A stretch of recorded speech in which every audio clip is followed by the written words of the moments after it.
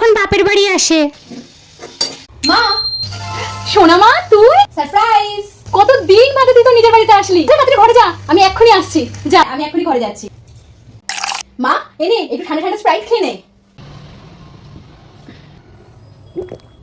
আমার কাছে এসছিস, যেদিন ইচ্ছে সেদিন তুই তোর বাড়ি যাবি, মনে থাকে জানো। 10 থেকে 15 দিনের আগে তোকে আমি ছাড়বই না। এটা আমি ফোন করে জানিয়ে দেবো যে হচ্ছে মা আমাকে 10-15 দিন আগে কিছুতেই ছাড়বে না। ঠিক আছে, যাও, তুমি গিয়ে দুপুরের খাবারটা নিয়ে আসো।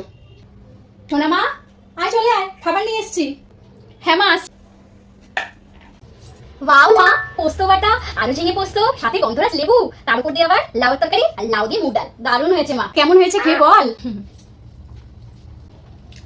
পোস্ত বাটাটা দারুণ হয়েছে। বলছি তোমার তো অনেক কাজ আছে মনে হয়, তুমি যাও না, তুমি তোমার বাকি কাজগুলো সেরে নাও। না, তুই খা, তুই যতক্ষণ না তোর খাওয়ানো হচ্ছে আমি এখান থেকে কোথাও যাবো না। ঠিক আছে, বসো তাহলে।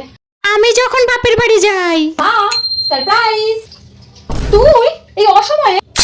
আর সারপ্রাইজ মানে কিসের সারপ্রাইজ? আসার সময় যে একটা যে ফোন করে আসতে হয় সেটুকু মাথায় বুদ্ধি ছিল না নাকি তোর? যা বাবা, নিজের বাড়িতে আসবো তাও আবার ফোন করে আসতে হবে। আমি ঘরে গেলাম। এনে ধর, ঠান্ডা জলটা খেয়ে নে।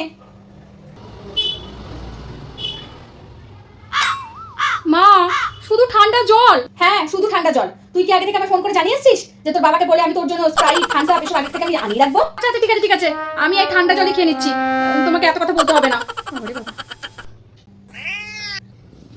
মা শোনো না, বলছি আমি না বলে এসেছি যে আমি 10-15 দিন থাকবো এখানে। কি 10-15 দিন? না না না না না না, 2-3 দিনের বেশি এই বাড়িতে তো থাকা চলবে না। তুই আজ ওই বাড়িতে ফোন করে জানিয়ে দিবি যে 2-3 দিন পর তুই ওই বাড়িতে ফিরে যাচ্ছিস। নিজের বাড়িতে একটু 10-15 দিনও থাকতে পারবো না, মাত্র 2-3 দিন থেকেই আমি ওই বাড়ি চলে যাবো।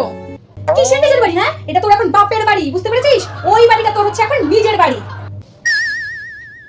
মা, বলছি আজ কি রান্না করেছো? ভাত আর ডাল রান্না করেছি। ভাত ডাল?